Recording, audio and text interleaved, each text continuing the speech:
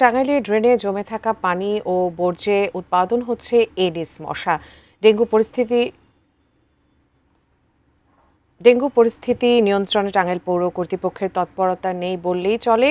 Tangail medical college হাসপাতাল চত্বর থেকে বিষয়ে বিস্তারিত জানাচ্ছেন প্রতিনিধি নওশাদ রানা। সানভি, প্রশাসনিকভাবে জরুরি ভিত্তিতে যেটা বোঝা যাচ্ছে যে একটি ক্রাশ প্রোগ্রাম চালানো এখনই জরুরি, সেই ক্ষেত্রে প্রশাসন কি পদক্ষেপ এই পর্যন্ত নিয়েছেন, আর জনসাধারণের মধ্যে জনসচেতনতা কতটুকু? উজমা, ধন্যবাদ আপনাকে। পদক্ষেপই চোখে এখন পর্যন্ত পড়েনি। আর হাসপাতাল ডেঙ্গু চিকিৎসার জন্য প্রস্তুত থাকলেও কিন্তু হাসপাতালের চতুর্পাশ কিন্তু মশা উৎপাদন হচ্ছে।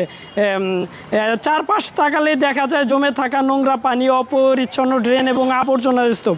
এসব স্থানে এখন এডিস মশার জন্য আদর্শ প্রজনন কেন্দ্র হিসেবে কাজ করছে। মানুষ যেখানে সুস্থ হওয়ার আশায় আসেন, সেই হাসপাতাল চত্বরে যদি ডেঙ্গু ঝুঁকি তৈরি হয় তাহলে তা জনস্বাস্থ্যের জন্য বড় হুমকি। বর্তমানে দেশে ডেঙ্গু পরিস্থিতি উদ্বেগজনক। বর্ষা মৌসুমে এডিস মশার বিস্তার আরও বাড়ে। এমন পরিস্থিতিতে হাসপাতাল সহ জনসমাগমপূর্ণ এলাকাগুলোতে নিয়মিত পরিচ্ছন্নতা কার্যক্রম ও মশা নিধন কার্যক্রম কিন্তু অত্যন্ত জরুরি।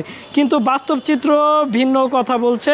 টাঙ্গাইল পৌরসভা 18টি ওয়ার্ড ও 64টি মহল্লা নিয়ে গঠিত। এত বড় এলাকায় ডেঙ্গু প্রতিরোধ দৃশ্যমান কার্যক্রম থাকার কথা থাকলেও শহরে বহু এলাকায় মশা নিধন কার্যক্রম উদ্যোগ সাধারণ মানুষের চোখে পড়ছে না। গত অর্থ বছরে মশক নিধনে ব্যয় করা হয়েছে 15 লাখ টাকা, আর চলতি অর্থ বছরের প্রস্তুতি বাজেট 20 লক্ষ টাকা। কিন্তু সাধারণ মানুষের প্রশ্ন, এই অর্থের বাস্তব প্রতিফলন কোথায়? আর উদ্বেগ বিষয়, পৌরসভা মশক নিধন কার্যক্রম পরিচালনার দায়িত্বে রয়েছে একজন সারাটা লিপিকার, যার মশক নিধন বা জনস্বাস্থ্য ব্যবস্থাপনায় কোনো বিশেষ অভিজ্ঞতা নেই